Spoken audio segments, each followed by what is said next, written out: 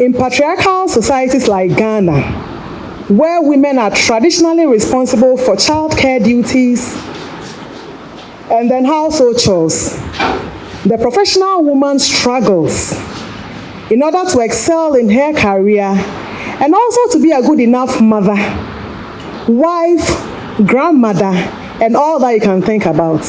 And then, as they struggle to combine these roles simultaneously, they are usually faced with physical, social, and psychological problems. So work-life balance, is it really a possibility? Can we have a positive work-life balance? Is it a reality or is it a myth? We have a strong panel which is made up of renowned women who have excelled in their various fields. They are here to lead the discussion. And I can promise you that we are going to have a very interesting conversation. It's a conversation. We are going to talk about what worries us. And trust me, that's going to be one of the best gifts you can give yourself as a Mother's Day gift. Please enjoy yourselves, relax, and then just share your experiences with us too. Thank you very much. Thank you. It's not easy standing up here. So could you clap for her again? I didn't introduce myself earlier. I'm not going to introduce myself. I don't want to. I'll introduce myself much later. But what matters now is that we are all here together, especially as mothers, as sisters, as daughters, as in-laws, as, what am I missing? Grandmothers, yeah, there are some problems. Grandmothers, and then I see some he for she's. And I get encouraged all the time when I see males at female-dominated programs.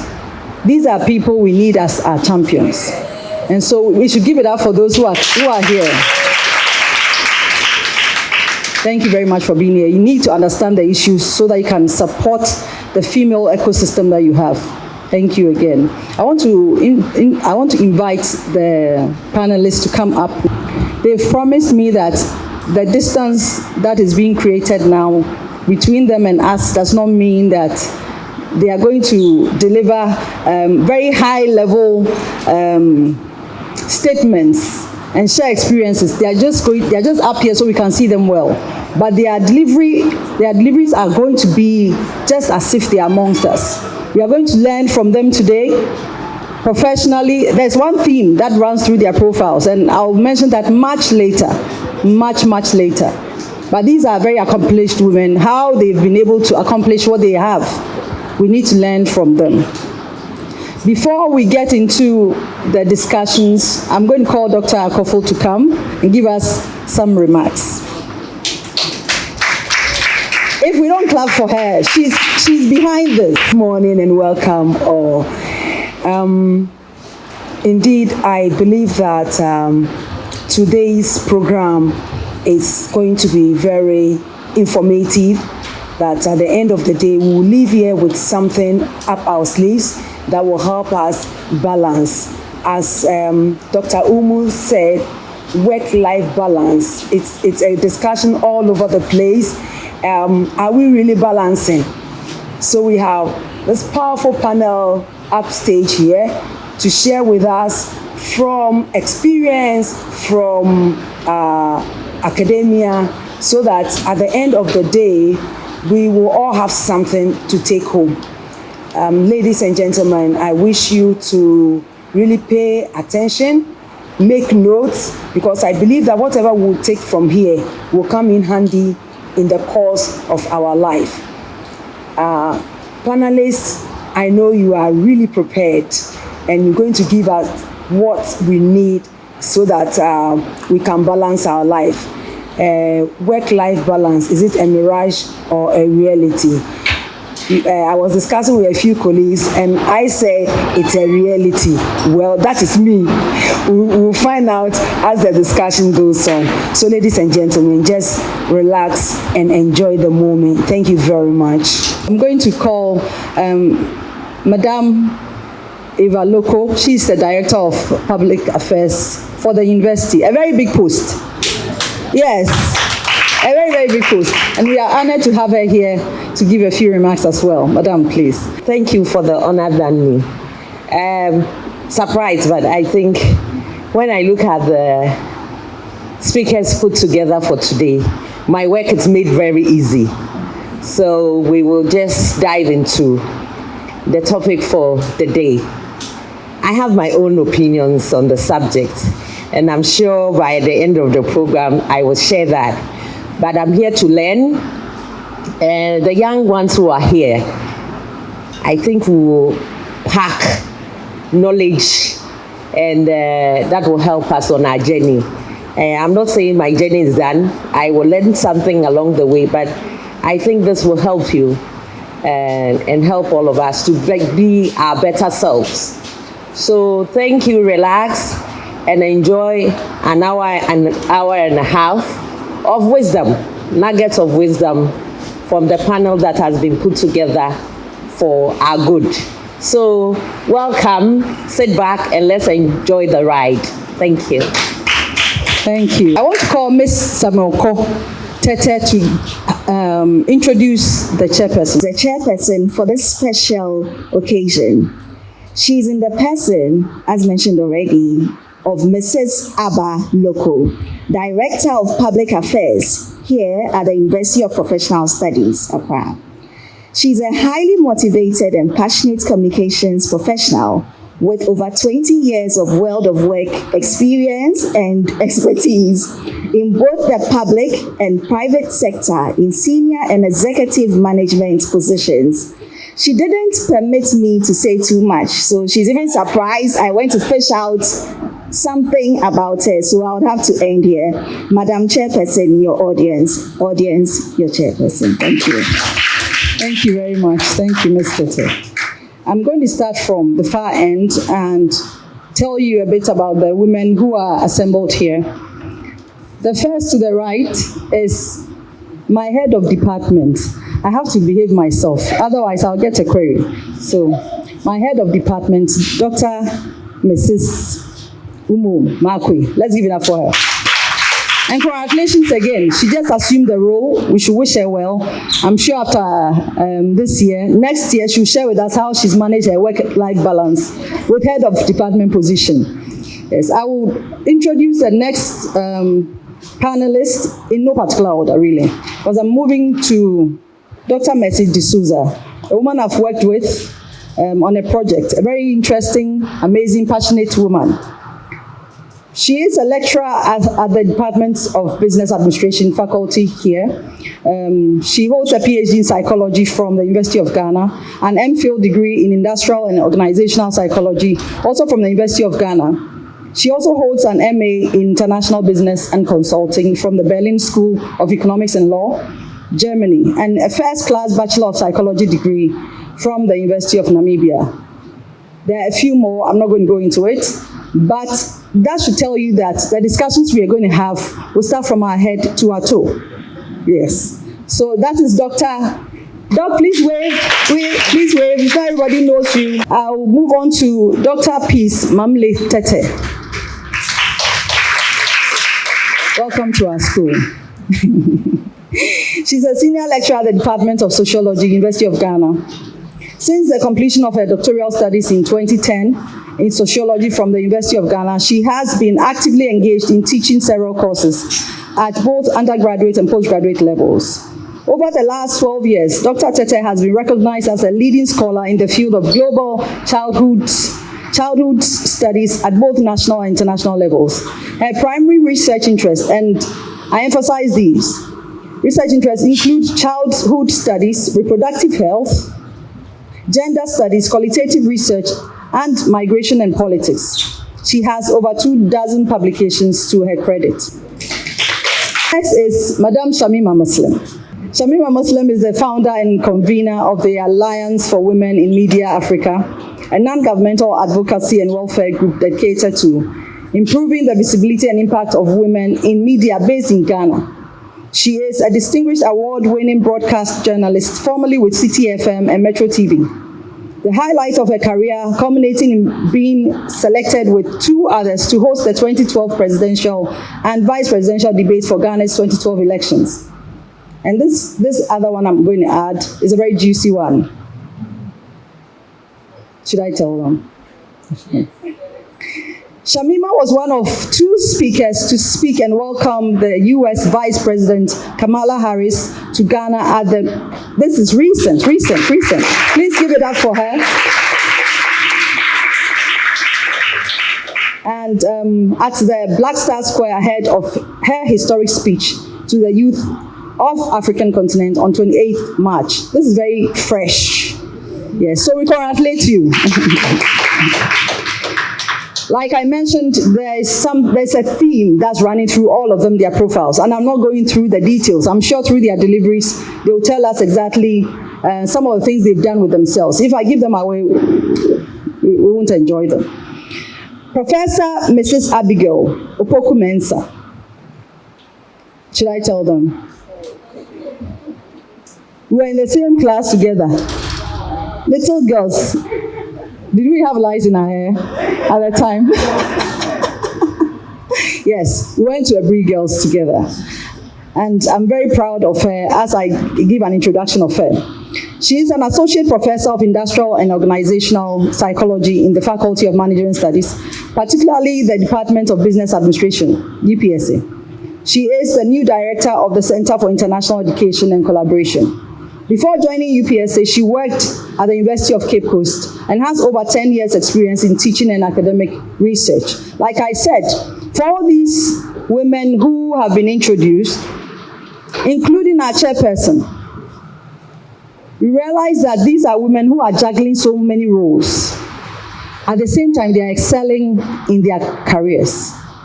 And that's the beauty of it. But we want to know the secret to all of these. What we are going to do today is that I know that some of you may have speeches delivered and stuff. We want you to make it as interactive as possible so that we can tease out our questions from there. Everybody will ask a question today, by the way, yes. And so what is left is for me to introduce myself. I am also a mother who wears many hats. I'm a lecturer here. I'm an advocate, a gender advocate. I am a TV host. I'm so many things, including being a daughter and all of that, yes. So this affects me as much as it affects all of us in this room. So we should pay rapt attention. So Doc is going to talk to us about self-care. Very, very important. I have some interesting questions for you about self-care. Thank you very much. And this topic is one thing that is very dear to me. And so when I got the invitation to speak, I jumped at it because I have always looked for opportunities to share this whole, or speak to this conversation. Yesterday, I was speaking to a friend of mine, and he asked what I had done during the day. And I said, oh, as an academic, I was reviewing some comments I got, but in addition to that, I did my bus driving job. And then he responded, do you also drive a school bus? And I said, yes, I'm a school bus driver because I drive my children to school and I pick them back. And usually in the morning when they are getting late, I would jump out and say, guys, I'm getting to the car. The bus is leaving. If you want to get on this bus, you should come along. So as mothers or women, we are bus drivers. We are cooks. We are cleaners. We are daughters. My mother lives with me, so I'm an 82-year-old woman. I'm not only nursing my younger children, but I'm taking care of an older woman, an elderly person. We are teachers. We are everything. I know we come from different religious backgrounds, but I am a Christian. The Proverbs 31 woman is everything. She's a wife. She's a mother. She's a cleaner. She's a manufacturer. She's a real estate person and all of that. And it can get overwhelming. Sometimes I've had conversations with Umu and we just talk. There's been times I drop the children off to school. I get home, park my car, I sit in the car and I cry. I'm being very real. I cry. I am so overwhelmed. And when I finish crying, I would sing and I'll pray and I'll clean my face and I'm that strong woman again. And sometimes when you tell people that you get overwhelmed to the extent that you cry, they don't believe it because they see that strong person out there. But you and I know as women that we also are very vulnerable. Today I want to speak briefly to self-care, and it is how I have navigated this whole thing when it comes to self-care. And if you don't take good care of yourself, you would break down, and all the things you are seeking to achieve, you may not be able to achieve. If you are not careful, you won't be here. So what is self-care? If you want to self-care, does it then mean that you are selfish? And as women, there's a tendency to nurture. So we want to put others ahead of us. What I'm suggesting to us is, as we put others, especially our children, in front, let's also put ourselves also in front. Because if you've ever been on a flight, they'll tell you in the event of a turbulence, put on your own life jacket. You need to be alive to be that mother. You need to be alive to be that professional that you want to be. So what are the things that I have sought to do over the years and still doing? One of the things that I would say, depending on your religion, and which is my core foundation, is to know your source of strength. And as a Christian, my source of strength is the Lord Jesus. That's me. And I know it will be the situation for many of us here. And many times when I'm overwhelmed, I go to the Word and use the scriptures to encourage myself. So one of my favorite scriptures is, your grace is sufficient for me. Your strength is made perfect in my weakness. Or I would say, I can do all things through Christ who gives me strength. That is my source of strength. So that is a substructure. That is a foundation. But in addition to all of these, it's important to ask for help. There is no shame in asking for help. Sometimes we want to do it all.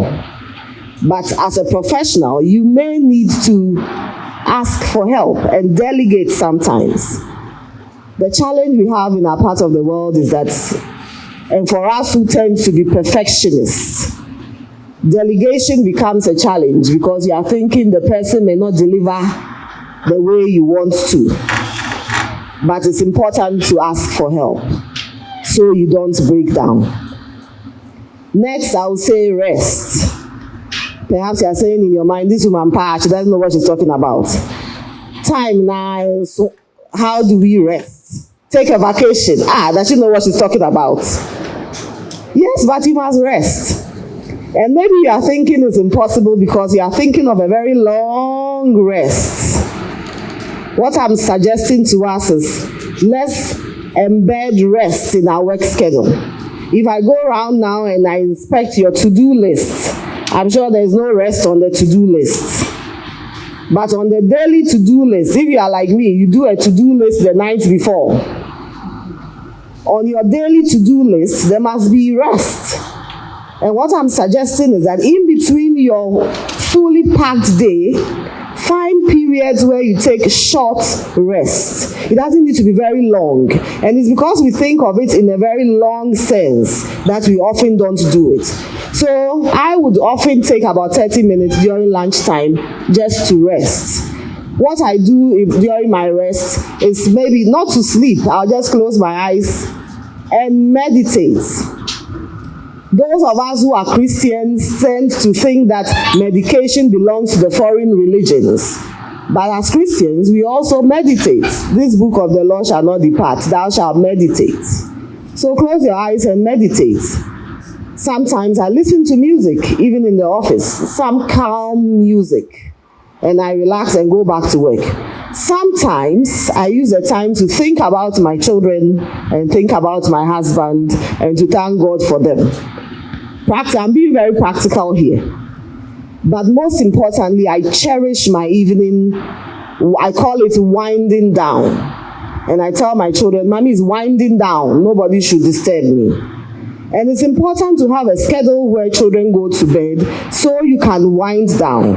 And that winding down We are different. I do it with music. So I would play the music and wind down, and that's why I make my notes for the next day. And then you introspect. What did I do well? What didn't I do well? It helps you reconnect with yourself and discover your strengths, your weaknesses, and know yourself. What was it that irritated me? What was it that angered me? And all of that. That's my point number 2. Ask, or 3, find your source. Ask for help. Find rest. And if you can afford it, take a vacation. And not only a vacation abroad. Don't think of, hey, I don't have ticket money. Let me share this experience. I think 3 years ago, I started shouting and snarling at everybody in the house, barking at everybody, K.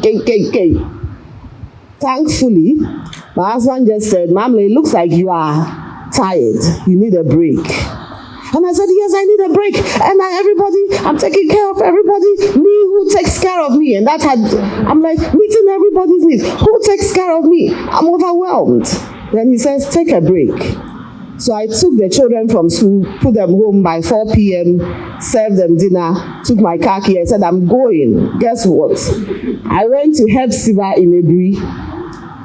And when I got there, I was like, the way I'm feeling, took a quick bath, drank a bottle of water and said, okay, let me relax a little and then think of what I'll do. I went on Friday. My dears, when I opened my eyes, it was 10 a.m. on Saturday morning. I slept so deep. And when I woke, I was like, honestly, I was really on the verge of something. That's how well I slept. And the paper that Umu and I were working on, that I have struggled with, that was when I wrote that paper. And that paper was accepted with no reviews. So you see, I had been hitting my head and struggling, and I was tired and shouting at everybody. When you notice you start shouting at your children through no fault of theirs, look in the mirror and ask yourself what's going on here.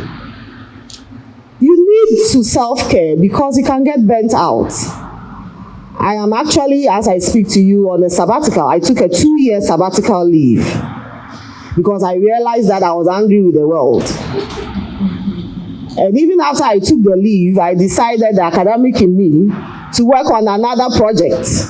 So I used my 2 years to work on a project which involved a bit of traveling around. The leave is ending and I'm dreading returning. But I've told myself I need to take a break before I resume. Sometimes you may need to take a leave. For us in academia, you may need to take a longer sabbatical. But depending on where you are, I would propose that you don't take very long leaves. If you have a number of leave days, maybe you take 3, you take 4, so that you weave rests in between the work that you do. Okay, you need, apart from your emotional care, you need friends. And I'm sure if my daughter were here and heard me say this, she would have looked at me because I don't have friends. But you need friends, and I mean not the number, the quality. Friends you can sit with and laugh and tease and be yourself. Find that thing that helps you relax. You may not be able to visit often, but you can call on the phone and laugh. You may have support among your siblings, use it. If you have friends, God bless you, use them. Friends who are like you, not friends who drain you. I particularly don't like friends who see me and say, you haven't called me, and you haven't looked for me. I find it draining, that's me. But I have friends that I don't see for a whole year, and when we meet, we just take off from where we last left, and it's a joy. So that may be helpful. And it's important to pamper yourself a little. Don't use all the money to meet other people's needs. Sometimes wearing a good piece of something helps your spirits. Pamper yourself. Get some hairstyle. Last week I went for a stone massage. I went to the salon. I said, you know what? My feet feel heavy. Of course, if you see the load sitting on these legs, please massage my feet for me. And the lady said, "Do you want hot stone?" I said, "Oh, okay." And I felt very light afterwards. When was the last time you had a massage? Or have you ever even had a massage? Because you are taking care of everybody's needs. Hey, the money is not even enough. Why am I using it for a massage yourself? It's not a sin. Get some makeover once in a while. Pamper yourself because you need to be healthy to take care of others. And play. What is she talking about? Play. Yes, find some play. I play Ludo with my children. Before I send them off and I go listen to my music, we dance. So we put the YouTube whatever on and we dance. We play music and we dance. And my children teach me how to dance. I tell them I'm the best dancer. I dance the best in my head. I can imagine the steps in my head. But by the time I finish that dance, you've broken up in some sweat and you feel good. And lastly, let me talk about exercise. Exercise is very important. Fortunately for us who live on campus, we have a free gym. So I call it my prayer walk. It has helped me a lot. It's when I take those early walks in the morning and the walks in the evening, that is when I pray. That is when I cry. That is when I tell God of all the things that overwhelm me. And by the time I come back, I'm that strong woman again. So find a place where you can walk, even if it's just for 15 minutes. Embed it within your routine. So you may not have time, you need to be at work at a certain time, but 15 minutes in the morning should be something we can work at. 15 minutes in the evening. Cumulatively put together, that's 30 minutes every day. House chores is also work. That one is exercise. You are doing it and not realizing you are doing it. But by the time you finish, you have burnt some calories and got your blood moving. So prioritize your health, prioritize your peace, prioritize your own care, because you need to be strong and healthy in order to be able to take care of another. So briefly, this is what I would say. If any questions come up, I would be glad to speak to other things. Thank you very much. Let's give it up for her. Let's give it up for her. I like the dancing part because I dance with my children. You know, the challenge has got one leg. That's our favorite. And then there's a new one that's yeah. Then they do all sorts of, yeah. It's a challenge on YouTube. It may seem very silly, but I realize that when they are doing it and I'm doing it and I'm making mistakes and they are laughing, we are all laughing together. So the dancing, the music, it's very, very good. Mima is going to talk about gendered expectations. Yes. Right, yes. So, good morning once again. They say truth is one. When my sister just started her opening presentation, that's exactly how I envisioned to start mine.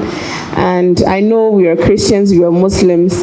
And for me, my preliminary point is that to even begin this entire conversation about finding balance, we must start with an anchor. And I went to Christian schools all of my life, and I remember this song that we used to sing, "Will your anchor in the..."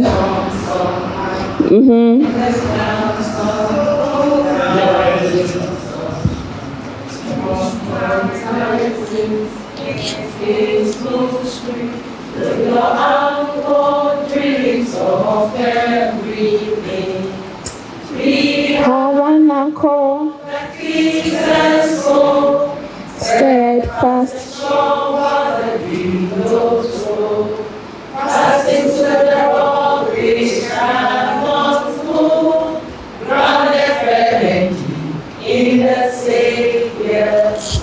even as a Muslim, let's clap for ourselves.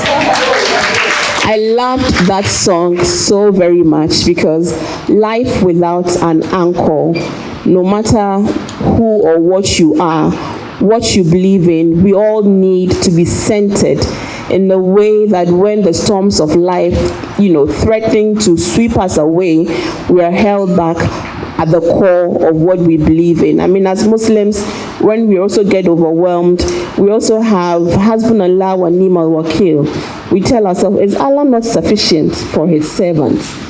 God is indeed sufficient for us in all our deeds. And there's also another saying in the Quran that says that Allah will never burden a soul beyond his or her capacity. So to even begin the conversation, we must seek that anchor, because indeed life will throw us some curveballs. Sometimes they'll be so profound, they'll be so complex, they'll be so confusing that we can't but, fall back on that which we know exists, which we can't see. They say faith is what?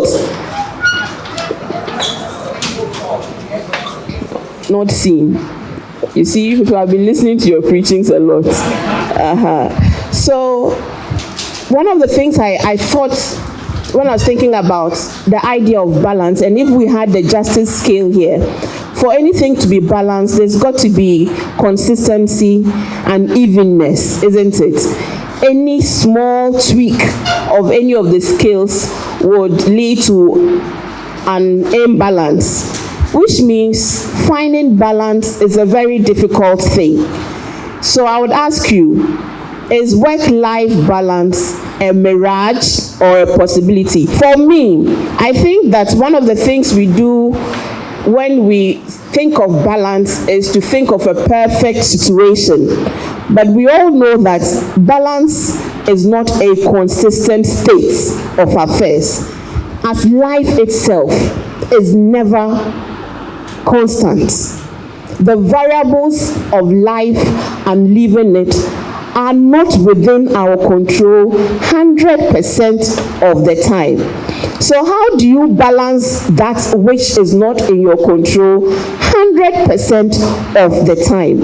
So we need to release our mindset, this is my thinking, of the notion of balance, and just embrace the notion of life and living it the best way we can. Because when again we think about balance, we are then trying to mark ourselves, especially as women. Now, this conversation is also a reality for men, because they too suffer work-life balance issues. And they too have toxic ways in which not finding the right balance leads to all kinds of problems for them. In fact, they too end up leaving this world earlier than we women who cry every day of the challenges of balancing our worldly and, life issues. So if you look at it, men too have their issues, but today we are talking about women. And speaking on the issue of gendered expectations, I think that is the foundational ethos that has given us the reality that we are all expressing today. The issue of societies and how societies were organized and how various roles were assigned to members of communities, men, women, boys, and girls. You and I have no control over how history formed to bring us where we are today. What we have control of is how we interface that inheritance. And because we are now able to be minded by knowledge and awareness and possibilities, and as rational human beings, it behoves on us that whatever you're given, you think about it and see, what can I do to make it the best for me? And I think that's how we must open the gender conversation, because once we begin to speak about gender, some people close their hearts and minds, men and even women, and we view gender conversations as feminist conversations, or some feminist women who are attempting to break the unit, the family unit. But here we are, the reality is that there is no longer only male-headed households, and that many households are no longer being run from a single income source. which means that both men and women in the family unit are all increasingly having to contribute to the sustenance of the family. Otherwise, the quality of life of the family will be negatively affected. So balance and gendered expectation starts from we as the actors within the family unit having these conversations. Because what reflects at the workplace is a continuation of beliefs we carry from our family units and expectations we have of our wives and our sisters. Sometimes we transport those same expectations to the world of work because they follow us as a baggage, because that is our belief, that is our perception of what a man's role is or what a female role is. So the reason why we're having this conversation is because society and its patriarchal nature has historically ensured that women get a bigger end of the stick with regards to managing home primarily. And because in many communities, in fact, it's not global, because in some societies, if the lecturers, they put me in between professors and lecturers, you see, I nearly ran away, but I'll survive. Okay, right. The anthropologists tell us that there are some societies where women are the leaders. It's the women who go out to bring income into the household. It's the women who farm the land. Okay, so sex and gender roles, as we know, sex are biologically determined. They are universal, but gender roles are not. They are socially constructed, which means they can change with time, and they do change with the advent of change in status, change in class, change in income. They say unisika or say diabetes. Do you see? So sometimes those kinds of comments tell us that if we indeed become economically empowered, some of the norms we hold so dearly when we are poor, they will just fizzle away, because we all love quality time. So if we become so economically empowered as to be able to outsource some basic chores within the household so that man and wife can have quality time to enjoy themselves and to have some leisure, we will do it. Who wants to suffer? Right? Nobody wants. We are not born to suffer. We all want soft life. Please, even the men here want soft life. Don't you want? If we could, in an ideal situation, we'll all be earning incomes that will be able to subsist in the household. And I'll solve some of these, because it's also job creation. We must always see the linkages, because when you also employ a nanny, you're giving income to another household, isn't it? If you employ a gardener, that's income you're giving out, and you are going out and making the money, ensuring that you're also contributing and doing the Lord's work in reducing the unemployment situation. Hallelujah. So we must see that the gender conversation must be had. And both men and women must see it as an existential issue. Because from where I am, even as a convener of Women in Media, I realize that we don't sometimes appreciate the true meanings and context of the gender conversation. And some also project it as a fight between men and women. If we're not able to get the family relations right, the work relations will suffer. And that is what determines the burdens that women now put upon themselves, and the guilt even when they are able to seek help. Because you are not woman enough if you are not doing everything in your house. If you are not cooking, if you're not cleaning, if you're not taking proper care of the children, if you are not the teacher, the doctor, the nurse, if you are not, performing gymnastics in the other room, you are not, woman enough. And all of these things are so burdensome. We begin to expect so much from us, and we are only human, and we need to recognize our limits, physiological limits, mental limits, and we've heard about self-care. It becomes important because if we allow things to flow the way they are, the burdens become just too much. And I cry too. I have 4 children. I had them in the space of 10 years. I have a 9, a 8, a 6, and a 3. And sometimes it's just overwhelming. I had to also leave after it became just too much to combine the demands of my media career and then the situation I had domestically. And this is the real lived reality of many, many women, especially young people also trying to make families and having sometimes it's even unspoken. Your husband doesn't have to say anything, but you can feel the energy that he's judging you. Do you see? And even if you can't feel it, you yourself begin to create the energy to judge yourself that no, you're not living up to expectation. So the issue about asking for help is really quite critical, and we need to break these toxic narratives as well, which have both negative effects for men as they have for women, because it is the same toxic gender narratives that tells men that they have to take care of their family, that when men are unable to, they are unable to what? Ask for help, and at the end of the day, they get sick, they fall down with a stroke, they die, and they leave this woman with these children, especially if the woman maybe wasn't earning an income, had resigned and come to sit at in the house. I mean, imagine it. We don't control life. In the next minute, somebody dies. You don't know when you're going to die. So if you are asking one partner to come home and sit, you better have a plan. You better have some fallback plan. You better have some investments that in the event that one of you falls down dead and you become immediately a single father, what do? Because women can also fall down and die.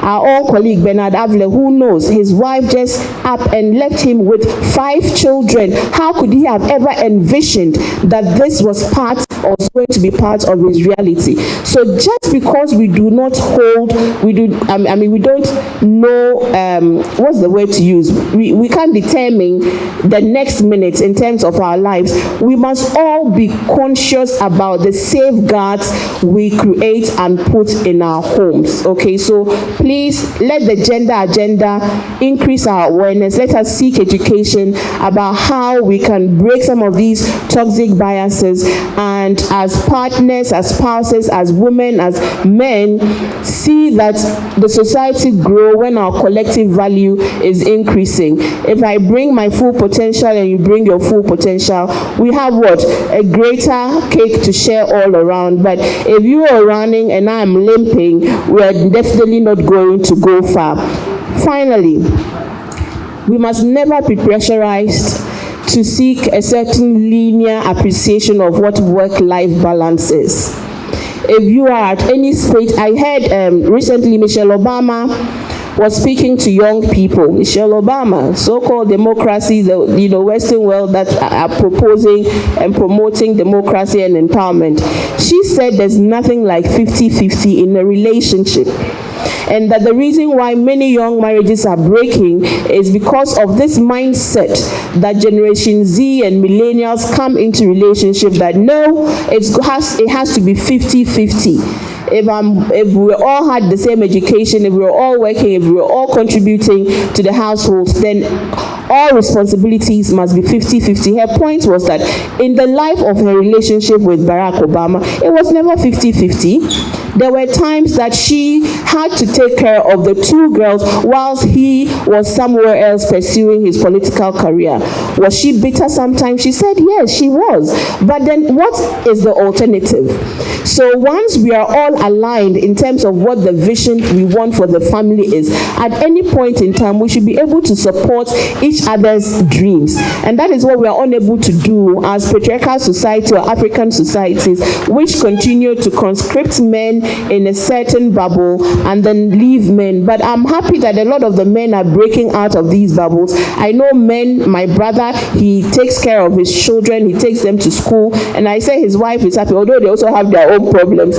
When she also comes to me, I say, your husband is bad for your children, please go and keep quiet and manage what you have. But me too, I also have my own issues, you see. So we are all going to have our own issues. So life and living it intentionally recognizing the strengths all of us bring to the table and aiding each other can only make a better society. And that's my preliminary comment. Thank you, Shamima. Before we move to Prof, I want to acknowledge some personalities amongst us, and we are grateful for your presence. We are very grateful. We have Director of HR, my madam. I saw my madam. Yes. Thank you for coming. And then President, the one who has made this possible. This one, Wahala woman. She is tough, Papa, the 12-year-old amongst us. Our own president. Let's give it up for Madam. WAUPSA president. Then we have our own Vice Dean, Dr. Abraham. I saw you. Yes. Please, let's give it up. And Dean and Vice Dean of Students. And then, last but not the least, Mrs. Imba, Head of Gender Unit. Hello, everyone. So you see, I'm getting up.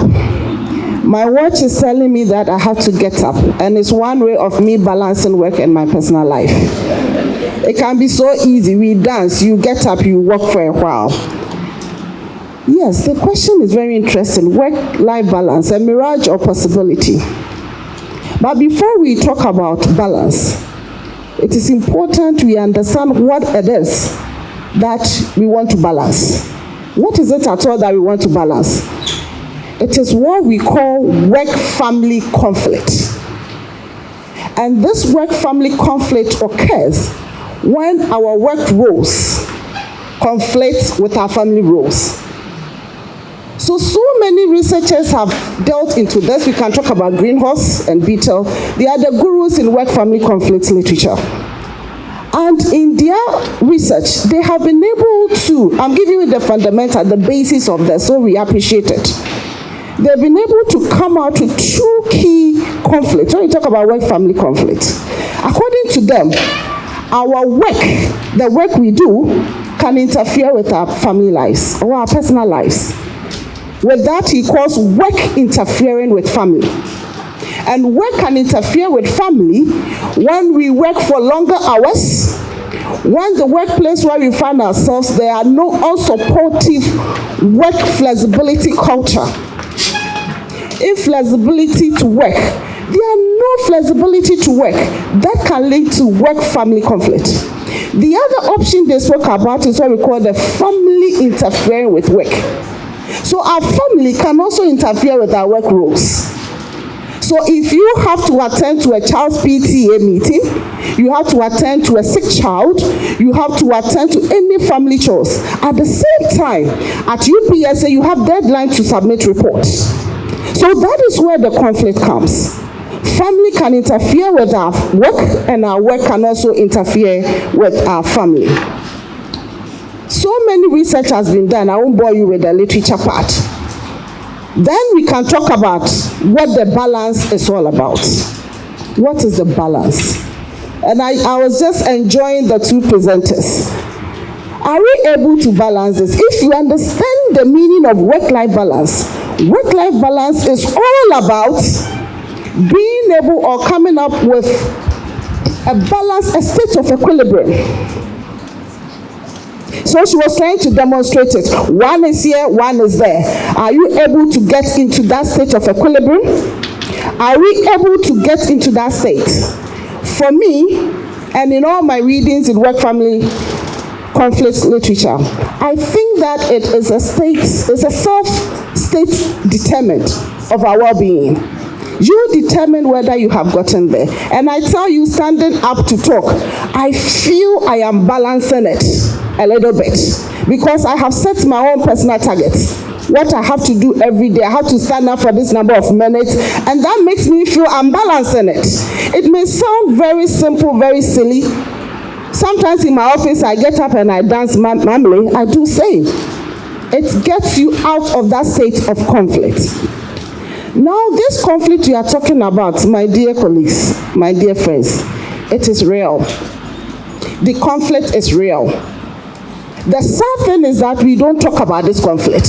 You know the reason why? The reason is that there is high unemployment rate. So if you go and you begin to complain too much to your employers, to your superior all the time, my child is sick, I have to attend PTA. What are we tagged? We are tagged in a negative way. Is that not it?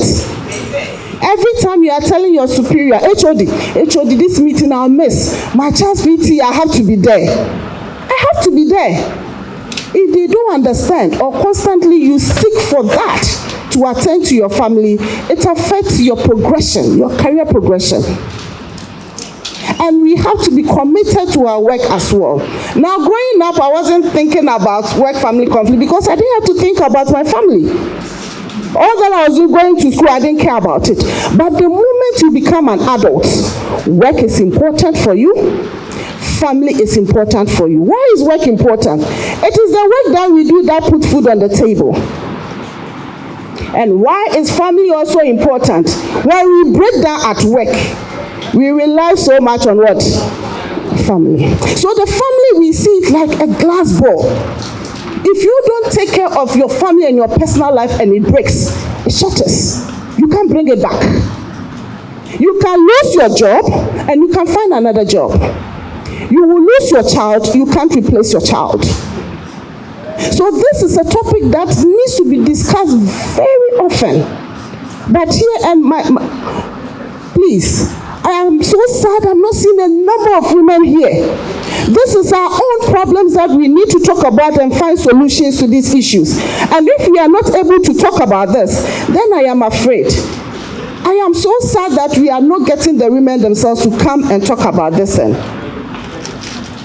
UPSA staff, female career women, we are all full-time workers. We wake up very early, don't we? We clean our houses, don't we? We wash dishes, child care, husband care, extended family care. Add all the care. In addition to this, we are full-time employees. So you see that definitely there will be serious conflict.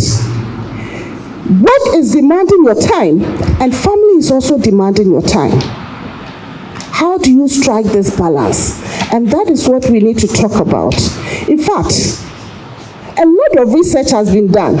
The United Nations now place work-family reconciliation at the top of the social agenda, just behind poverty. It tells us that work-family reconciliation is very key. And now employers have gotten to know the importance of being able to balance work and family life. Because if you are not able to balance work and family, it has significant negative effects on productivity. It affects our total well-being. And what do I mean by that? It affects our physical well-being, our emotional well-being, and our mental well-being. You know, a lot of women who are at the psychiatric hospital, it's as a result of this work-family conflict. But we don't talk about it. A lot of research, you can talk about the global LinkedIn research. They've also found out that work-life balance is something that employees are seeking for. They are not even interested in compensation. And my sister was talking about the millennials. Interestingly, the millennials and the Gen Z, who are the up-and-coming workforce, they are seeking for works that are very flexible. Do you know that? They are now seeking for jobs that are very flexible. They are seeking for the pink-colored jobs. And the pink-colored jobs are the hybrid works. They give you flexibility to work. You can experience the telecommuting. You and me couldn't believe that we could work effectively from home until COVID came and taught us a lesson. Even in our part of the world, I tell you, a number of employers, the traditional people still feel that you should be physically present before we can conclude that you are really performing. But that is not true. And I will share with you a lot of tips. There is no one-size-fits-all way to balance your work and family. No, there is no way. I have my own formula, my own dynamic formula with the seasons of my ups and downs. There are some days I feel I didn't do my academic work. There are some days I feel I didn't spend quality time with my family. I feel the same thing, my dear sisters.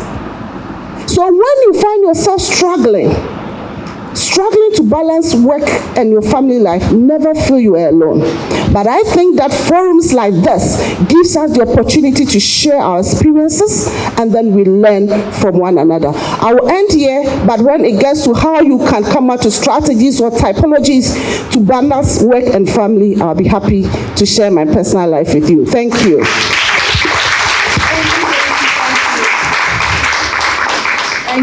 Thank you, Madam Chair. Yes, please. Just a quick one. I shared this at a women conference. So, a typical academic, meetings upon meetings, UPSA, you know, the meetings, sometimes unannounced meetings. So my kids, I have 4 kids, my dear. I promised that I will send them to the beach. Please listen. I'll send them to the beach. And I couldn't because there was an unannounced meeting. And I got back home and my son was ready around 8:30 p.m., 9 p.m. So ready. That day I wept. Ready to go to the beach. And I know a lot of you find yourself. And my son said, Mommy, why are you late? I'm ready to go. At 9 p.m., we can't go to the beach. God gives us wisdom. Right there and then, I said, yes, I'm going to wear my swimming costume. Sisters, I wore my swimming costume. I got to the living room. I pushed all the tables, the chairs sideways. And I said, this is a pool. I dived onto my carpet and I started swimming. I called my small boy. I said, catch me, follow me. My small boy was chasing me. I said, you can't catch me. And we're doing this. We swam for 2 or more hours on my carpet. The next day, my son, right from school, Mommy, are we going to swim again? We will talk about some of these creative ways. Sometimes we feel so bad, but we can be very innovative in balancing our work and family. Thank you. Thank you. We have Dr. Mercy D'Souza. She's going to talk about stress management, types of coping strategies, and forms of social support you can give and receive. I like the part of giving and receiving. You can give and receive to help manage the imbalance. Madam, you have the... Thank you. I think they've made my work very easy. So Dr. Tete has spoken a lot about what you can do in terms of stress. We are speaking about work-life balance, meaning that handling, for the students here, don't think about just working. I mean, what you do as students is also work. Mothers who are not in the mainstream work is also work. Housework is really work. And work has what we call latent and manifest functions. So you go to work to get money. But apart from that, there are some vibes you get by having good working colleagues. Where you go to work, you've left a house that is very stressful, and you smile a little bit, you chat a little bit, and you come home. There is imbalance when there is conflict, role conflict. When you find that you cannot handle both sides with minimal role conflict, then you are having imbalance. We've spoken a lot about the imbalance. I don't want to go there. But for me, it's a mirage. It's not possible. Because the moment you have just a little thing disturbing you, you will have imbalance. What would happen if you don't take care of yourself, as Dr. Tete spoke? Stress comes in. Conflict comes in. Stress itself is not bad. We have good stress. That is eustress. The stress you get when you are traveling and you are shuttling between the airlines and going to look for your gates and pulling your trolleys. But at the end of the day, you know that you're going to have a holiday. So that is good stress. Or the stress you get when you have a promotion. It's good, but you know you also have to work to make sure that you satisfy your bosses. It's good stress. What we don't want is the bad stress. That is the distress. Where now you are getting to burn out. Where now you are having your palpitations. Where now there is anxiety. Where now you go to sleep and anxiety can be realistic or unrealistic. You go to sleep and you realize that that thing that stressed you years ago or months ago is gone. But you still feel like, hey, it's going to happen again. That's where you don't want to get to. You must avoid this stage. Now, when there is work overload, whether at home or the workplace, you will get to that stage of burnout. The idea is to recognize this very early and make sure you take steps to forestall any damages. We all have stress in our lives, but the way we all handle stress is different. And don't forget, your personality has a role to play in how you handle stress. So one person may have a stressful issue, like you have a boyfriend that left, or a good friend that left. One person will say, okay, bye-bye, you are gone with your gossip or with your big head, and that's it. The other person may take it so, why did you leave me? Is it that I'm not good enough? Is this, is this that? And you can't handle the stress. So the stresses and how we handle it is very important. Now she spoke about the practical ways, but I want to bring it in this way. So we have 4 quadrants. When you are stressed, your body is affected. There may be psychosomatic problems. You go to the hospital, you say there's a stomach ache, they look for it, it's not there. Headaches, migraines, palpitations, etc. So stress is very bad for our body. Then your emotions, you feel teary. You heard some of them say, I have cried before. I go to Tetekwashi. I was doing my PhD. I'm a mother. I'm working and everything. And the traffic was so tense. My leg was on the accelerator and it was just shaking. So I parked my car and I started crying. I said, what is all this? Should I just stop this? Yes. So you feel teary, you cry. The emotions, sometimes you outburst, shouting at people, etc. Then you get also to the psychological. If you don't take care, that is when the anxiety comes in, then the personality disorders and etc. So it is a no-go zone. As mothers, please, of all we have said, self-care is very important. Networking is key. Why do we need networking? You need networking for informational support, social support, spiritual support, and financial support. So don't just make friends. In fact, if you are in a church that gives you only spiritual support, run away. Because we are not yet in heaven. Yes. You need really to get from your church that social support. You have a funeral, you have a child dedication. People support you. Informational support. There's a doctor in the church.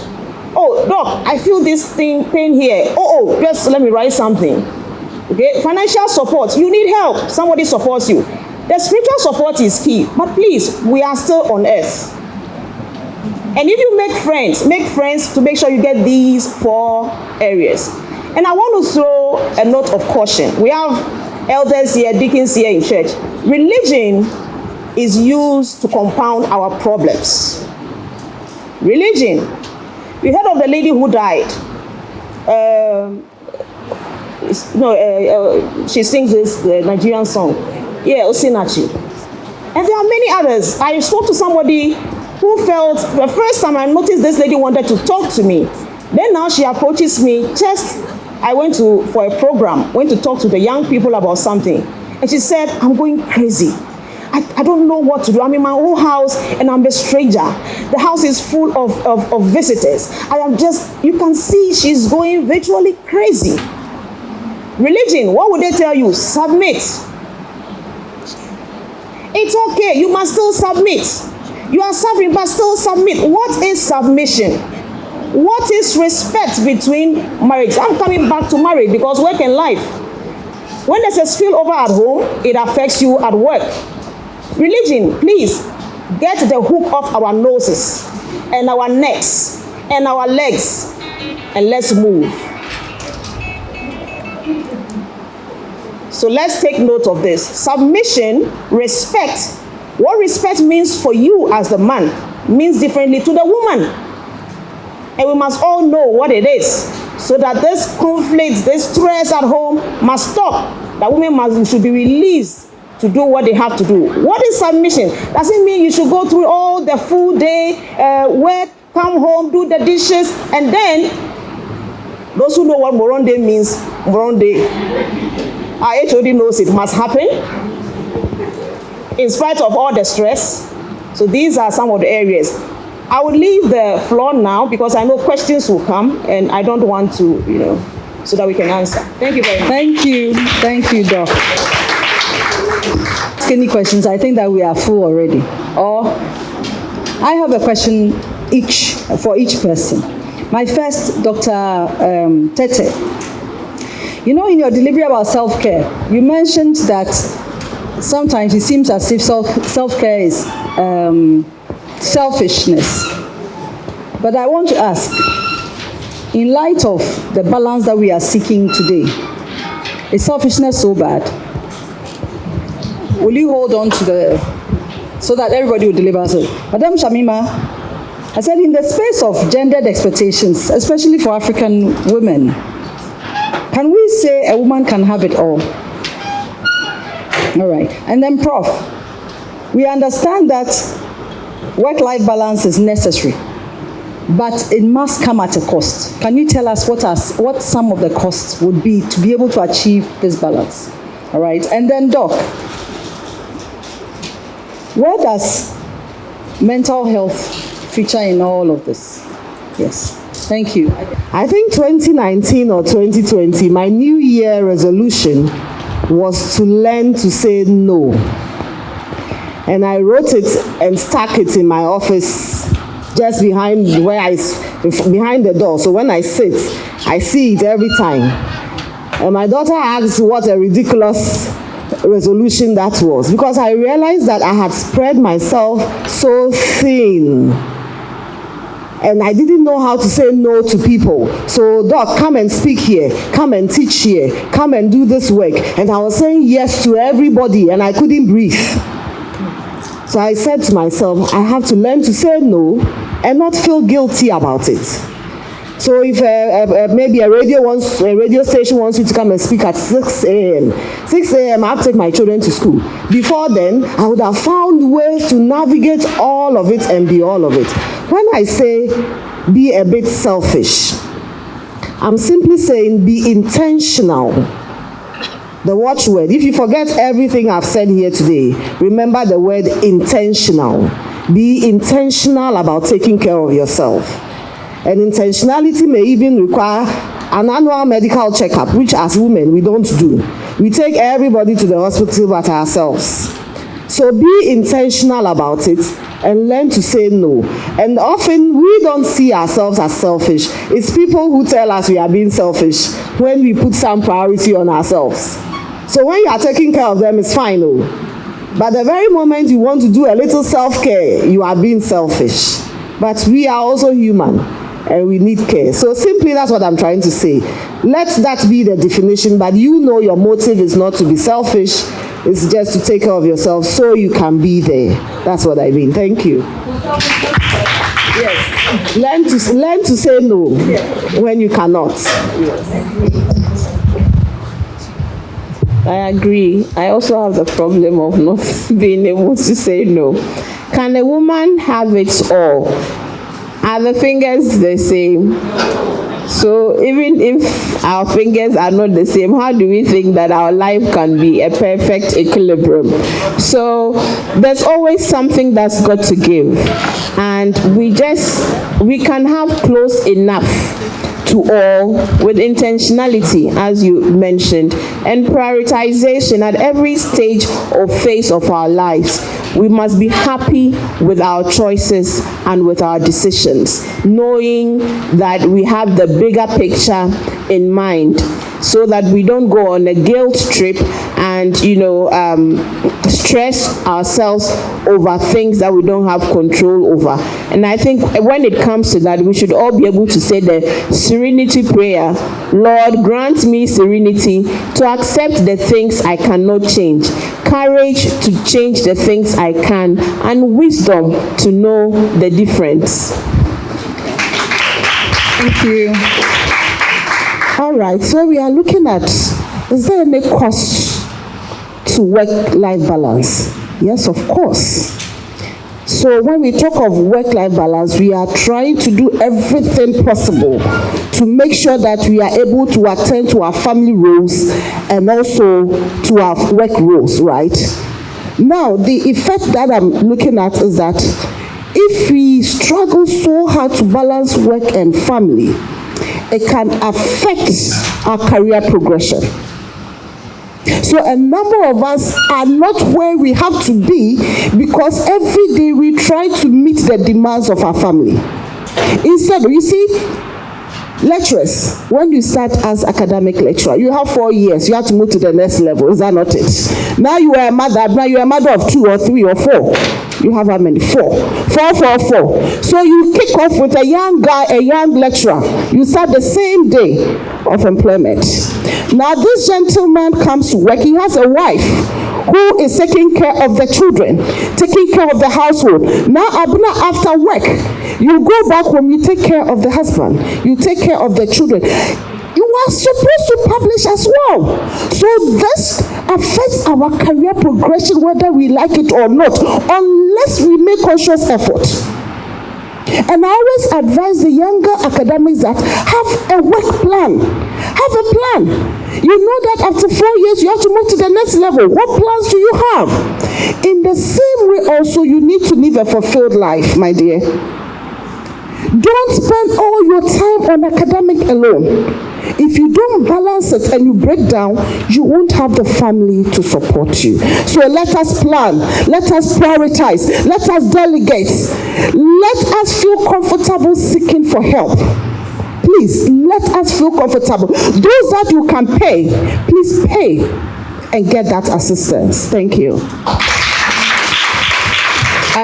Before Doc comes, concerning seeking help, I remember a few years ago, I had some friends who had outsourced their cooking to professional chefs.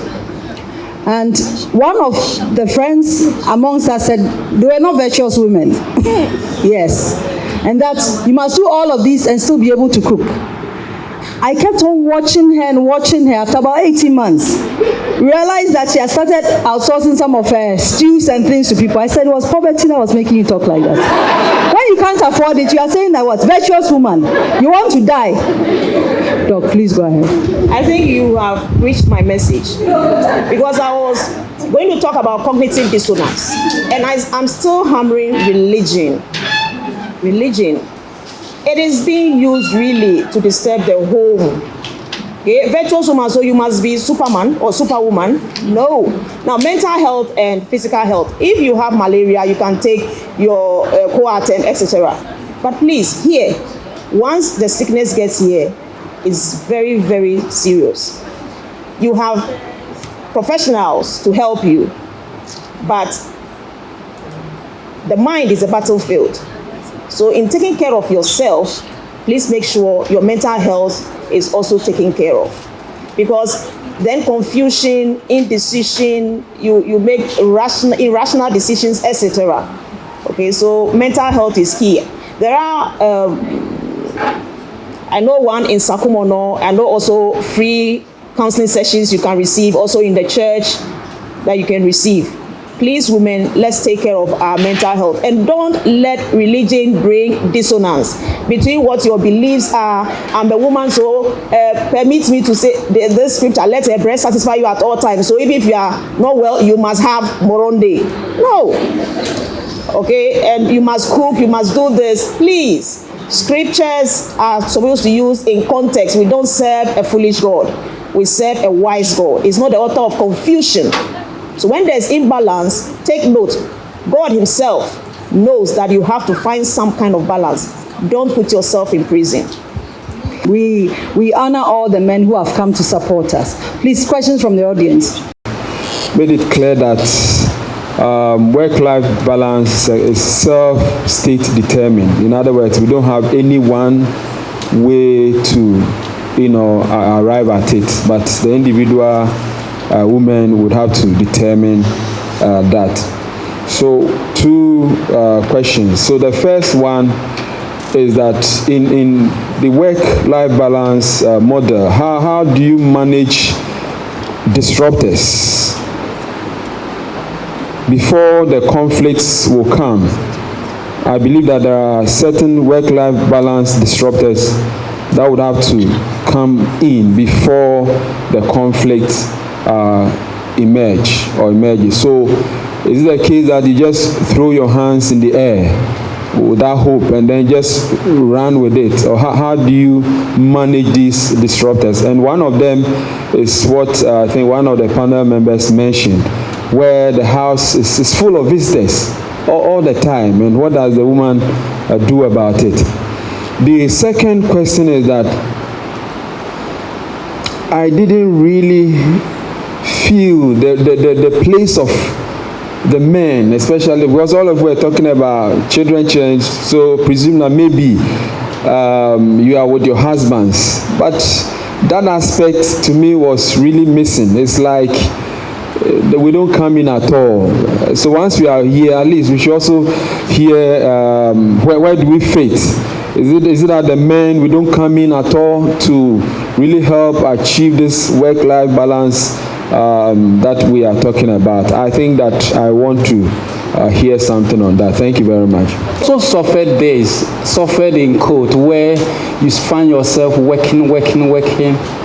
Now, pastor, full-time staff in UPSA, and now also beginning to think about the future. So what else can I do so that when I retire, I can maintain the standard, if not reduce it? So now the things are becoming many. And I've noticed sometimes when you get home, you are so tired. So for about 5 years, I decided, okay, we have to take at least 1 week, whatever you call it, vacation, but this is internal. We started from internal.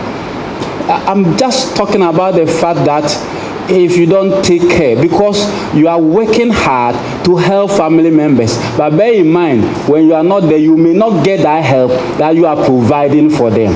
And so that's led me to begin to think about how do I, in spite of working hard to help all others, I also put myself in a better position. So I decided, okay, I'll take my wife, we plan it, and then go and spend 1 week somewhere, no cooking, we only get up, go and eat at the restaurant, order whatever, and then we come home. Of course, it comes at a cost, as somebody asked, but the purpose is that let us plan. So at the beginning of the year, we start planning where do we go, and then we make all the budget arrangements so that at least for 1 week, you are somewhere sleeping, go and eat, sleep, walk around, drive anywhere you want to, just go and watch around. That is fine. The other thing, that is to the men. Dr. Abraham talked about the role of the men. I came from a home that the siblings, the elderly ones were the women, then the rest of us were all boys. So our mother took us through everything. Cooking, sweeping, washing bowls and all that. So when I got married, it wasn't difficult for me. I can wash the bowls, I can sweep, I can wash everything. Just to let the burden on her go down. So the men, if you wash, it doesn't change your status. If you go and carry water, if the water is not flowing, the tap is not flowing, that will not change my professorial status. If you need to sweep, it won't change anything. So Dr. Abraham, that is my suggestion for the men. It won't change anything. Just make it your decision that you are going to help in whatever form in the house, and that will bring peace, that will reduce the stress on your wife or the other family members and all that, so we can begin to do things to help us. Prof said you get up when you sit down for a long time. In my office, there's a spare office. There's nobody there, no secretary, nothing. So I have to get up, take my memos to registry, go and do all those things. I see that as not a burden, but an exercise, because I've been making the effort to exercise in the morning, in the evening. It's not working. So if I need to walk, sometimes I climb up and down 5 times. Is old, but I still call him a baby. My kids will know where their socks is, but my husband can call me, where is that my black socks, the new one I bought? Whilst I am paying attention. The others could be my children. The others could be extended family members. The others could be friends. But the solution is try and communicate with them and negotiate with them. Very important. So I tell my husband, please, my husband was also brought up, he knows how to cook, but will never cook when I'm around. Until he went out to do his PhD and I visited him abroad. Upon getting there, my husband had prepared Ghana soup. Can you imagine? Ghana soup, he had baked on top of it. Baked meat pie for me to eat. And prepare salad. Abna, this is something he wouldn't do. And I said, dear, you know how to do all these things. We negotiate with them so that they understand where we find ourselves. If they understand, they will support us and push us. So one, communication and negotiation. It helps. It does the magic. Thank you. The last question is the question you asked. I have done a research, and the men which Professor Tufo falls within, I term them the new daddy.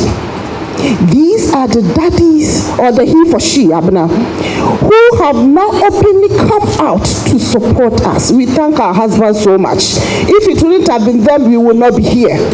They support us, they watch, they bath their babies. My husband bath my children, but when he gets out going to work, who knows that he bathed my little girl?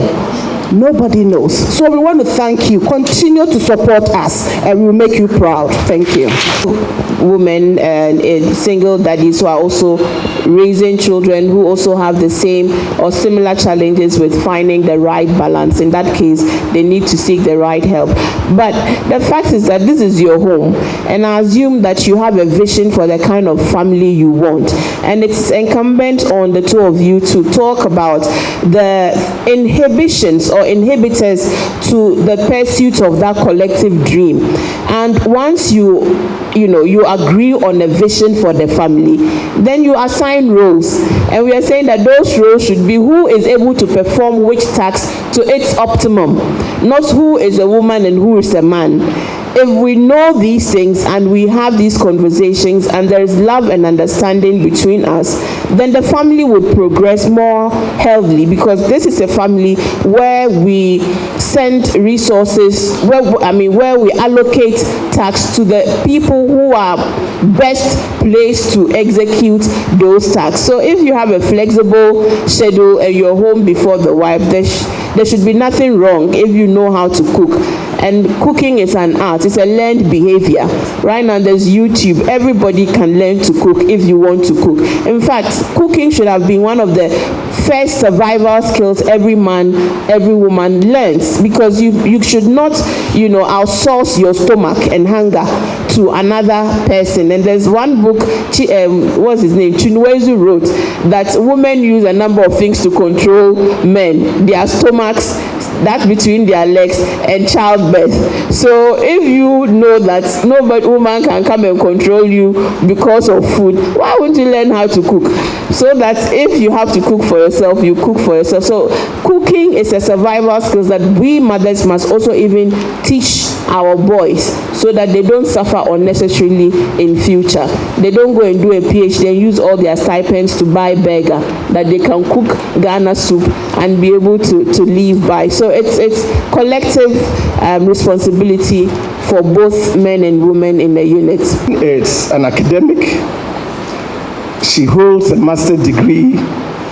She has, let me use the word, akosia at home, who assists her to run her home. Now, I said two scenarios, one from my personal home and one also from the work I do in church. And I observed that the woman's attitude towards that akosia who aids her to run her home, if I look at the way the career woman treats that same young akosia who is aiding her to balance her life, I always have a problem. And I've had the opportunity to talk to my personal wife and also other women in equal status, and I'm trying to find out what is it.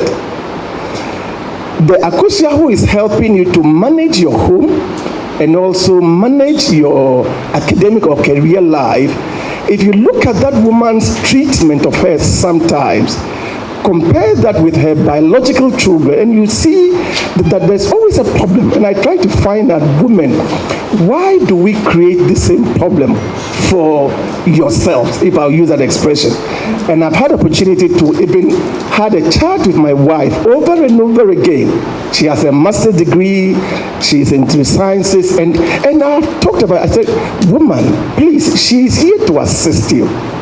By the grace of God, my last child has finished the university, so I've finished the university. So we've gone past that. But now she's beginning to understand. Till date, I have been trying to make her educate other women, career women who are now in their 30s, 40s, who are now beginning families, to, as it were, help them manage the situation at home, which will provide that balance they need in life to move on. So these are a few comments I want the panelists to comment on.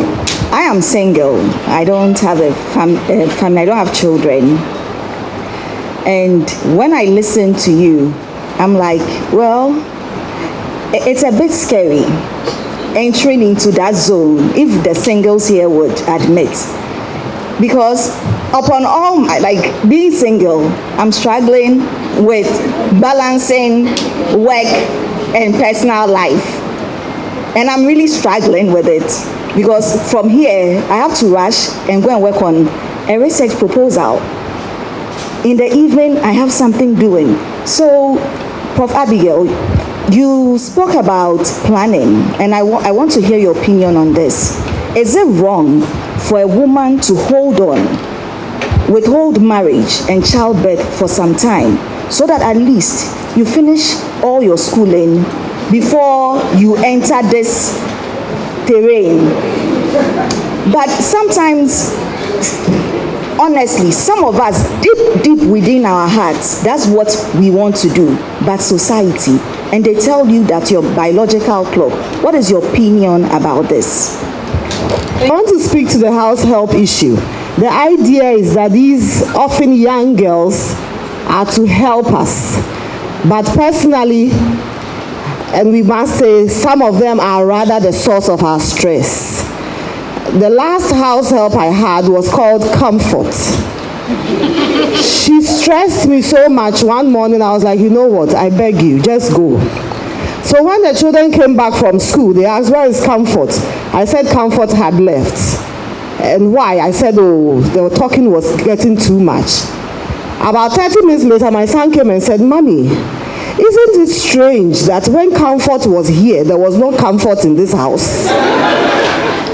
So, woman, know thyself.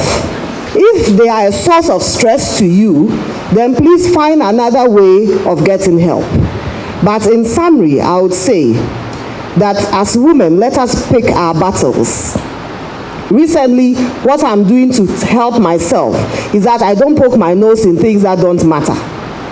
Even things that I have a legitimate reason to fight about, I have decided that I will choose which fights I will fight, which battles I would engage. My name is Mamle. Among the Krobos, Mamles are the Mansans and the hot-headed, the high-tempered, you know. These days, people are wondering what has happened to me. Because when they bring the issues, I would say, I do not damuduno. I don't have time to engage. So please, pick your battles. It's not every battle we have to. Let's conserve energy and stop engaging in frivolous battles. Ask yourself, if I don't fight this battle, what will happen? And if nothing will happen, let's save our energies for our work, our husbands, and our children. Thank you. Thank you. I mean, I just briefly want to reiterate the bit about woman know thyself, and to say that we must all give ourselves the freedom to be who we are and to pursue our dreams the way we want to pursue. It's the way that makes meaning to us, the way that our values, our beliefs, our anchor guides us to do, and not be overcome by peer pressure to look a part that doesn't sit well with us, and to remember that when we work together, we will each achieve more. Thank you. Samuel, that was a good question. You are already balancing it, right? If you don't have a spouse, a partner now, you're already attending to extended family people and your personal life.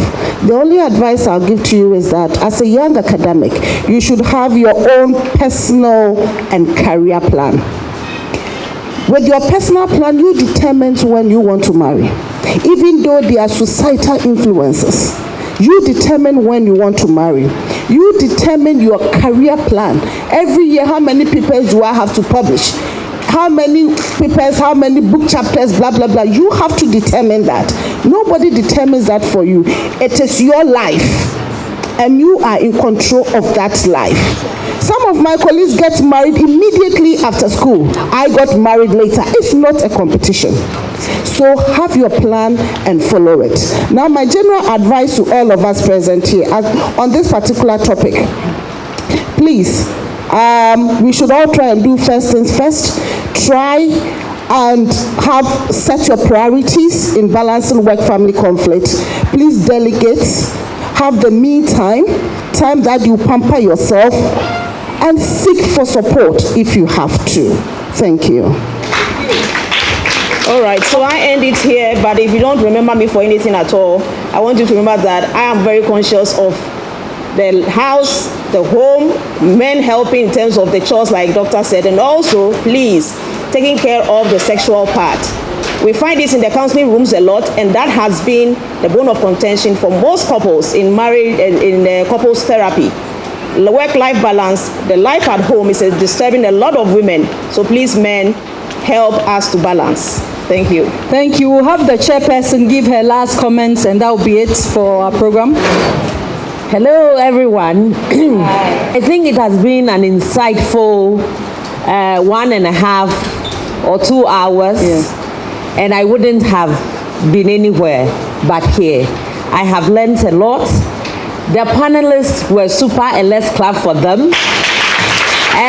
Madam President, we want to have this panel again. Yes. I think we didn't have enough of them today. Do you agree with me? Yes. And so please bring them one more time. And if we have to sponsor, we will sponsor. Thank you. So bring them back, because I believe that it's sessions like this that help us to get the tools to manage our own work-life conflicts. Yes. And I have learned a lot. That me first. Self, a little selfish. Let's be intentional. Let's exercise. Let's look for support. Ask for help. Our men who are here, help us. Let us put away the biases, as Shamima said. Help us, and I think you will have the better us as partners on this journey. For the students, planning.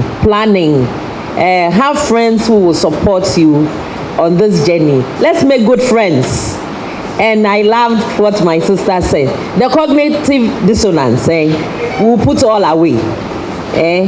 We won't be stressed. So thank you so much for coming, and it was a pleasure having you here. Thank you.